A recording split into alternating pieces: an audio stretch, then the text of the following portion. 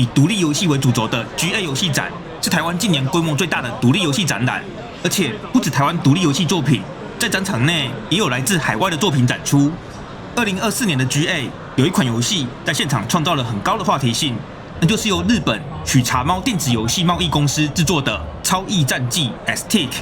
这款游戏最特别之处在于它是一款任天堂红白机 Famicom 主机上的全新游戏。光是在摊位上用真正的 FC 主机与卡夹展示游戏，这点就足以让许多现场的玩家们啧啧称奇了。即使对怀旧游戏玩家来说，现在还持有 FC 主机并不是什么难事，但《超异战记》不仅是现代才开发的新作，展现出的制作水准也是相当的不同凡响，使它成为了近期在全球怀旧游戏玩家之间备受瞩目的作品。《超异战记》卡夹在2024年底由发行商 Broker Studio 发售，游戏有分日本 FC 版跟欧美 NES 版两种版本。这边要来开箱的是 FC 版。超异战记的纸盒外箱尺寸比照 FC 中后期游戏的标准规格设计，有塑胶内衬跟一份说明书。说明书是全彩，但印刷品质只能算普通吧。游戏卡夹本体是较为少见的灰色，做工比起廉价的盗版片还蛮贴近正版卡夹该有的品质。但我手上这片有着明显可见的脱模瑕疵，在质感上扣了一些分数。接着来看游戏内容。超异战记的故事设定是世界5大城市的领导人被企图征服地球的外星人暗中支配，察觉到此事的逃避博士因此秘密开发了超可变兵器 Aztec。 顺道一提，这名字是东方超技术无敌高机动救急设备的缩写。但是就在最终测试前，研究所被外星人袭击了。博士在临终之际将 Aztec 托付给孙女草壁玛丽与秘书紫柴卡农。这两位少女将一同驾驶 Aztec 展开地球的保卫战。本游戏的玩法是单纯明快的横向卷轴射击游戏，第一眼会让老玩家觉得惊艳的就是它的画面表现了。不仅色彩丰富，还有着众多的动态物件，而且画面十分流畅，很少出现慢动作或者物件闪烁的情况。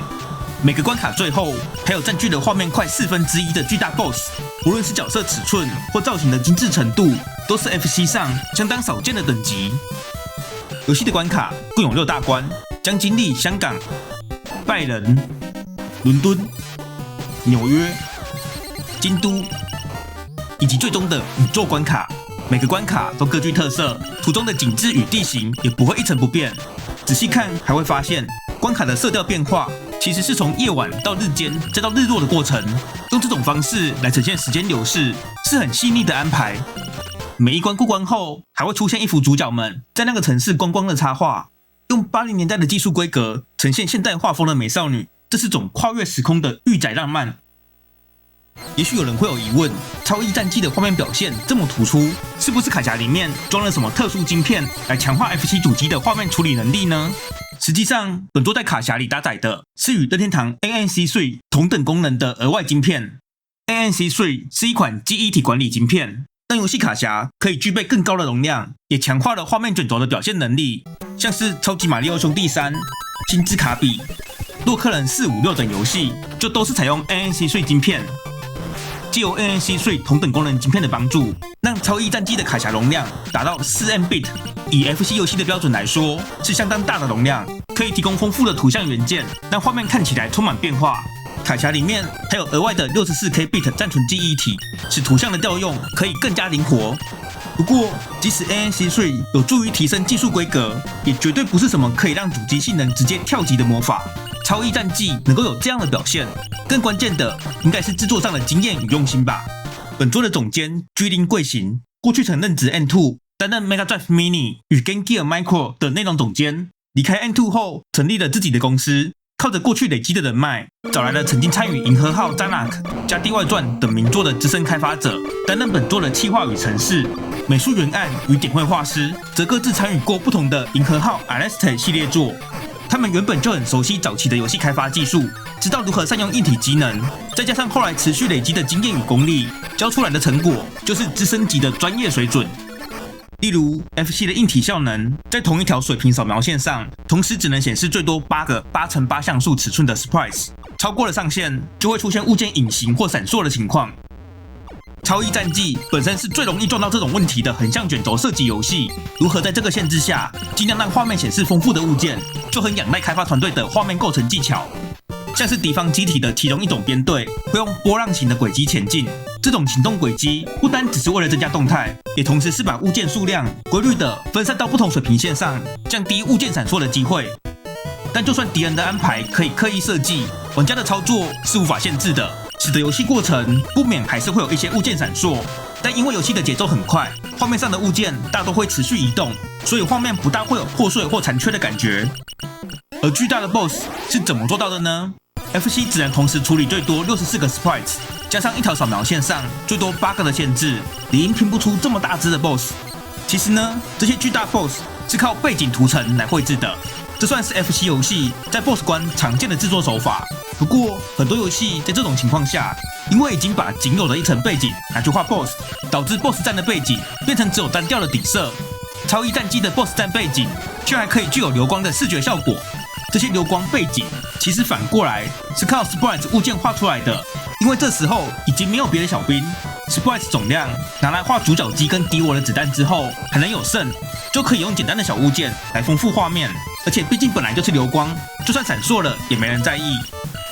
又例如拜仁关的 BOSS 战，场景是在隧道里 ，BOSS 造型应该是致敬任天堂的 ROV 机器人，只会水平移动，所以画面上下两端还是可以用背景图层画标准的背景。但与 BOSS 位置重叠的部分，也有着用来呈现隧道壁面凹凸感的图像。这些背景图像其实也是用 sprites 绘制的。我还要特别夸赞京都关的 BOSS 战，场景内飘荡着樱花花瓣，让画面看起来充满和风之美。佛像机器人的动态设计，利用缓慢的步进加画面的震动，呈现出巨大的重量感。整体演出效果是本作 BOSS 之最。还有一个特别的例子是在伦敦关卡，字迹的色彩会变得比原本还要深色，这是为了在这个以蓝天为基底的背景里，让玩家的机体依然能够凸显出来的特别调整。这无关硬体性能的限制，但这个配色差异正是开发团队在细节上相当用心的例证。在本则影片里，为了录制最清晰的画质，我是采用后期版的 FC 主机，搭配 RGB Blaster 输出 RGB 讯号。如果是采用 RF 或 AV 端子输出画面，虽然杂讯变多，画质也比较模糊，但其实可以帮助混色，让颜色看起来更加丰富。要是再搭配 CRT 萤幕，那画面效果可能还会更有味道。特别是京都关一开始的天空，居然表现出了云里透光的朦胧感，真的是让我很惊艳。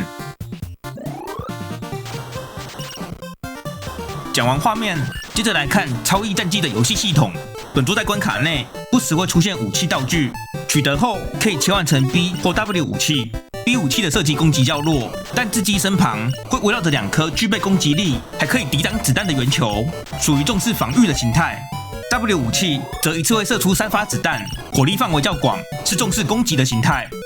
2种武器都无法升级，如果重复取得同样的武器道具，则会转换成特务能量。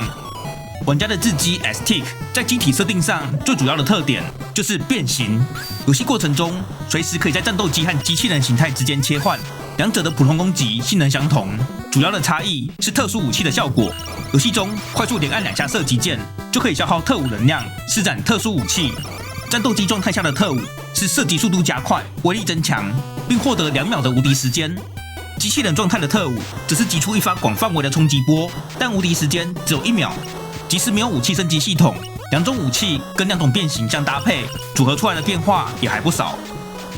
另一个形态差异是击中判定范围，从战斗机变形成机器人后，因为指向的面积提升，判定范围就跟着变大了，比较容易中弹。相对的，机器人状态下碰到地形障碍不会受到伤害，反而是战斗机状态撞到地形会损血。因此，在其中几个地形障碍较多的关卡，采用机器人形态会比较容易攻略。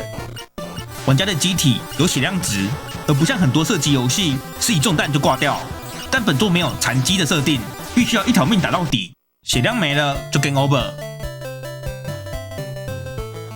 还好，游戏过程不仅每8万分会出现1次回复道具，玩家的机体甚至会自动修复回血，这在飞行射击游戏里面是很罕见的设计。自机的2种形态之间还有个关键性的差异，就是自动回血的速度不同。在战斗机状态是每40秒回1次血，但变形成机器人之后，只要每10秒就能回1次血。比起2种形态间判定范围的大小变化，回血速度的巨大差异对游戏难度的影响无疑更加显著。就算是 Game Over 了，回到主选单后，也是可以选 Continue 接关，会回到前一次最后攻略的关卡开头。如果上次是败在 BOSS 手上，还会直接从 BOSS 部分接续游戏，而且接关次数无限。即使是我这种不擅长射击游戏的玩家，在了解系统机制并经过几次练习之后，也可以很顺利的将游戏破关。不过呢，这是限定在 Normal 难度的情况，游戏还有提供 Hard、God of Game 两种更高的难度选择。难度越高，敌人的攻击速度、攻击力与生命值都会往上提升。严格说起来 ，Normal 难度根本就像是为了顾及玩家的自尊，才不用 Easy 这个词。Hard 提供的就比较接近一般射击游戏会具备的难度，而到了 God of Game， 那就是留给射击游戏专家的等级。这三种难度选择，让不论是想轻松打的休闲玩家，还是渴望挑战的高手，都能够从适合自己的难度中享受本作带来的乐趣。6个关卡一路玩到破关，大约只要20分钟，是玩起来不大会有时间压力的长度。而且本作有分数排行榜，游戏内也有设计一些特殊加分机制，玩家在单纯破关之外，还能够持续追求更高的分数，增加游戏的耐玩度。只不过卡夹没有电池记忆，一关机分数记录就会清空。音乐方面，本作请来的也都是资深的游戏作曲家，但坦白说，音乐可能是我对本作较为失望的部分。主要的关卡内曲目都是走轻快，甚至有点欢乐的调性。虽然这游戏的剧情并不走严肃路线，但毕竟是射击游戏，我还是比较希望音乐能带来热血壮阔的感觉。相较之下 ，BOSS 战的乐曲就跟游戏的气氛比较相称。然后流行乐风格的片尾曲，我也还蛮喜欢的。整体来说，《超异战记》无疑是一款制作精良的游戏，充分展现了制作团队对于 FC 主机所投注的热爱。虽然不能跟现在主机上的作品相比，但如果你喜爱怀旧游戏，现在还3不5时会玩 FC 主机，那《超异战记》就绝对是错过可惜的作品。另外，前面提到本作有欧美 NES 版，除了卡匣的规格与 FC 不同，游戏内的文字变成了英文之外，甚至连剧情与插画都跟日本版不一样，只有关卡内容是完全相同。不过，欧美版剧情变得比较平淡无趣，玛丽的设定改成有心派来保卫地球的王牌驾驶，结局就是单纯成为了受地球人爱戴的新英雄。日本版的结局就劲爆多了，不想被剧透的观众，请快转25秒。玛丽跟卡农在打倒最终 BOSS 后，开心的拥抱，却在这近距离接触下产生了暧昧情愫。草壁博士突然以立体投影的方式现身，说这就是情侣强制制造装置吊桥效应的效果，让他们快去结婚。最后，两人真的成了世人瞩目的眷侣。这百合结局虽是搞笑般的突如其来，却是挡不住的香味四溢。目前，《超异战记》的卡匣只有在法国的 Homebrew Factory 网站以及少数特约店家贩售，定价50欧元。虽然价格不低，但其实跟 FC 现役时期的正版游戏定价相去不远。主要问题是，从法国寄来台湾的运费并不便宜。在2024年 GA 现场，我跟居林先生小聊了一下，得知他这趟来台湾，除了展出游戏，还想顺道找一些具有历史性的非正规老游戏卡匣。我就带了2片卡匣送给他当纪念品，并交换了联络方式，讨论在台湾小型团购《超异战记》的可能性。虽然后来碰到发行商那边第一批卡匣生产量供不应求，第2批有生产瑕疵而延期出货等状况。总之，我算是有成功达成这次的团购任务，帮至少50位台湾玩家顺利购买到了游戏。居林先生也为台湾玩家特别制作了一份感谢函，作为团购特点，希望大家都可以玩得开心。OK， 以上就是这集的低分少年，感谢收看，下次再见。